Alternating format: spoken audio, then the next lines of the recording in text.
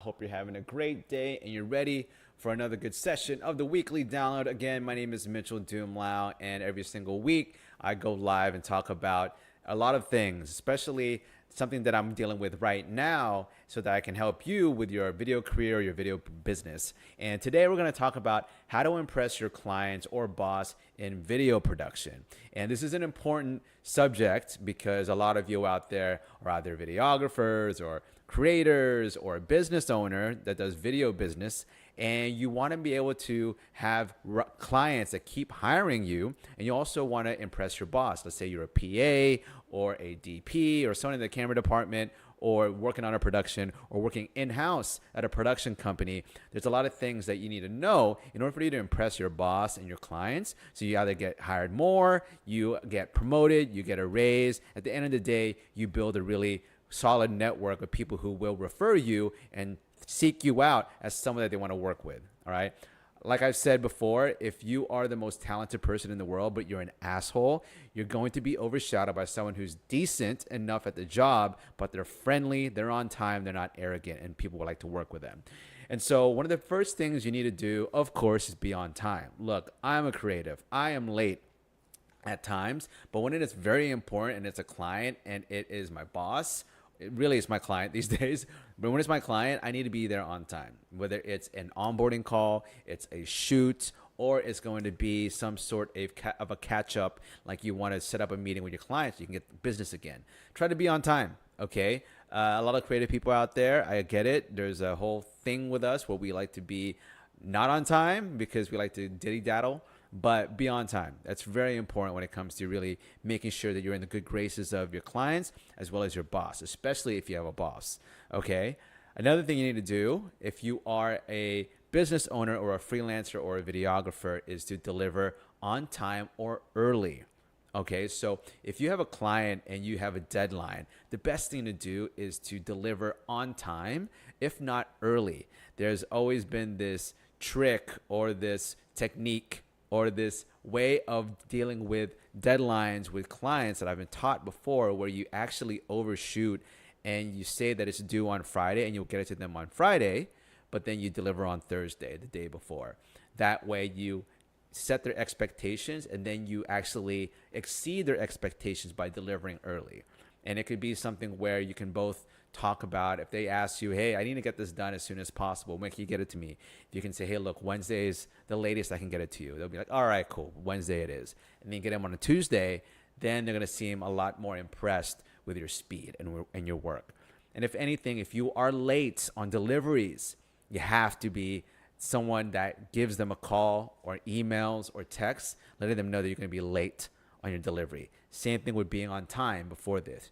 If you're going to be late to a meeting or a shoot, let the people know that you're going to be late. All right? Don't be walking on set an hour later when no one knows where you were. If you know you're going to be late, 15 minutes early, before the start time, or 30 minutes before, or even 5 minutes before, call, say traffic is bad, or I had to go back and grab something. Whatever it is, let people know that you're not going to be there on time. Okay, the third thing is to go the extra mile. This really goes for people who are working at companies as well and people who are delivering for clients. What I mean by going for the extra mile is provide more value than they expect. And this is what Tony Robbins and a lot of entrepreneurs say, is that people will pay you, they will pay you more if you give them more value. And so if you give them just a video and then you give them a quote and you give them just a video, yeah, that's great. But if you're able to give them a video and then social media cut downs and then several aspect ratios with that delivery, and then you also have your 24/7 access to you as a creator. At the same time, you write the script, and then when you deliver everything, you go the extra mile and tell them, hey, look, I actually have some captions that I think you should try out for social media, or here are some hashtags you should try out, or check out your competitor's website and their videos. You should see how they're doing it, and you should probably follow their plan as well. Going the extra mile also means if they ask you for something that isn't part of the contract, you can be that person that says, hey, you need to pay me extra. But if it's something that's not so significant, just do the job. If you're able to become that client or that vendor to your client that is dependable and is able to do the things that is asked of you, you're going to have a very happy client. Now, there is a limit to that. If they're going to be asking you to do another shoot for free or edit something after they're giving you 10 rounds of notes, then you can step in and say, no, you're going to have to pay for that. But if it's something small, like, hey, can you tweak this text? I know we finished this video 8 weeks ago, but we noticed something that was wrong in one of the videos. Can you fix this? Okay, just go the extra mile when it goes that way. Same thing goes with your boss. If you're on set and you're a PA or you're a camera assistant, grip, gaff, whatever it is, if you see something that isn't in your department, go over there and fix it. Just because you're in the camera department doesn't mean you can't fix a boom mic that's about to fall on the ground. Or, if there's craft services that's running out of water, go restock it. Like, all of this is really going to matter when a producer or a production manager or whatnot sees it and they see you hustling. Okay, and this is something that a business partner of ours talked about. When it comes to nowadays, you really need to be a jack of all trades, but talented in many fields and wear many hats to really compete in this market. As budgets dwindle, people want to expect more from you, the production and talent. So you have to be able to show that you can handle different departments. You can handle different skills. And so if you can't figure out how to edit and you say, oh, I'm just a DP, you're going to get stuck behind a lot of videographers out there who can shoot, who can edit, who can write, and they can light and set up sound. Okay, I'm just going to say that to you. And at the same time, you as someone who has all those skill sets can talk to those departments comfortably, knowing the terms, so that you can actually say what you need to say in order for that department or for that person to capture the sound or the image or set up the lights the way that you want it. Okay, and so going the extra mile is super special if you really want to set yourself apart from your competitors and from other people on set or at a company. All right, another thing too is don't talk too much and just say what you gotta say. All right, there are a lot of people out there who just have motor mouths. They just want to keep talking. No, I like to keep talking sometimes. I'm doing it right now. There's some times where I just keep on talking, and I've learned is that just keep it short and sweet. All right, say what you just got to say and be careful with the words that you choose to say. All right, very Jordan Peterson, okay? Just be very mindful about what you say, because there are some times where you can close a deal with a client and then actually negate that deal or lose that deal because you just kept talking. And this also comes down to, if you're talking to people on set or your boss. Like, if you're going to do something, just say you're going to do it. Or if you did something wrong, apologize. I'm sorry. I did it wrong. I know I'm supposed to do it this way. I'm out. I'm going to fix it. It won't happen again. You don't need to go in a whole, tirade about, whose fault it is, or you're having a bad day. Whatever it is, just say things short and sweet. All right. It's the same thing with clients as well. Like, I don't like phone calls that are past 1 hour. Okay. I keep my onboarding calls to 30 minutes. I keep my demo calls or my discovery calls 15 to 30 minutes.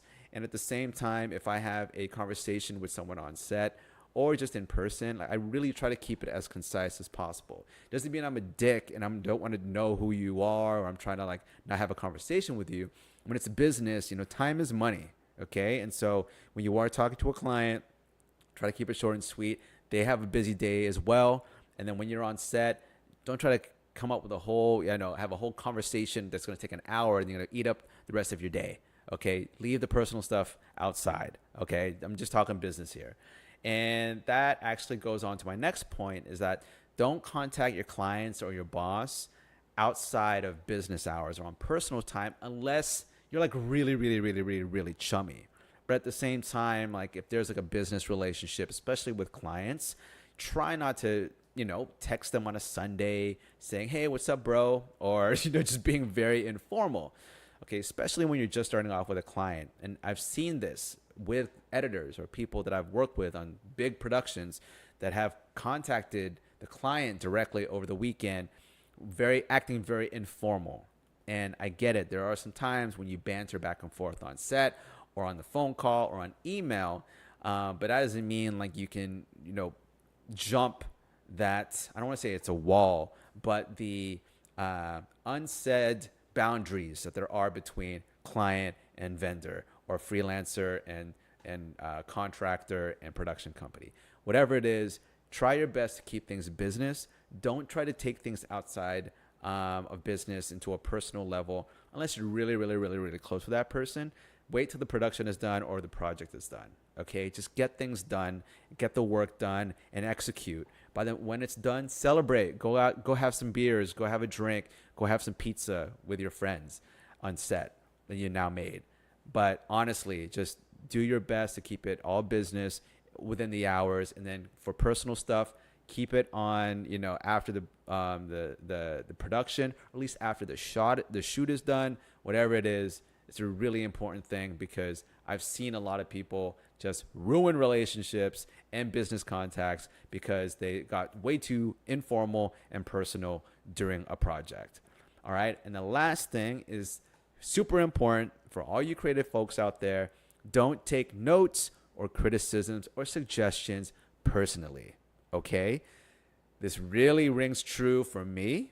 Okay, because when I get notes on any edits or any projects or anything that I deliver, I have a little, hurt in my heart. Okay, I get a little angry, or I'll get a little sensitive about any notes, and I get it. Okay, we're creatives. When you put something out there and you create something, you're very vulnerable. And so when someone critiques it and they have notes, it feels like someone is just jabbing a knife through the heart of your baby. Okay, I get it. But try your best to not take it personal, all right? They're not angry at you. They're not, denouncing your character or your talent. What it is just it's your project and the video at that point. It's a rough cut. Don't take it personal. Also comes with people who are on set, okay? If somebody reprimands you because you spilled water all over the camera lenses, okay?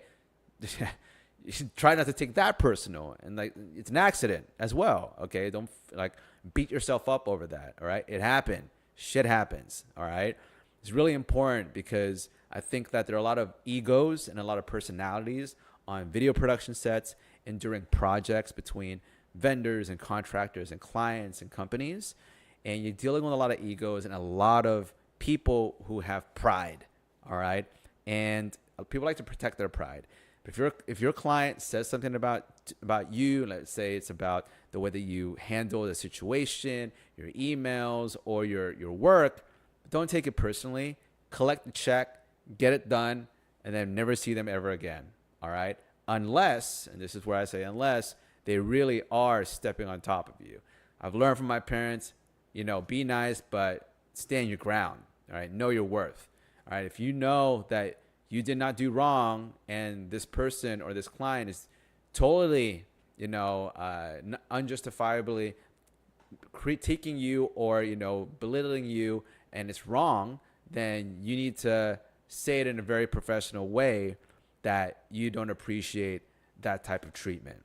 And it's called the shit sandwich, all right? You start off with a compliment or something positive.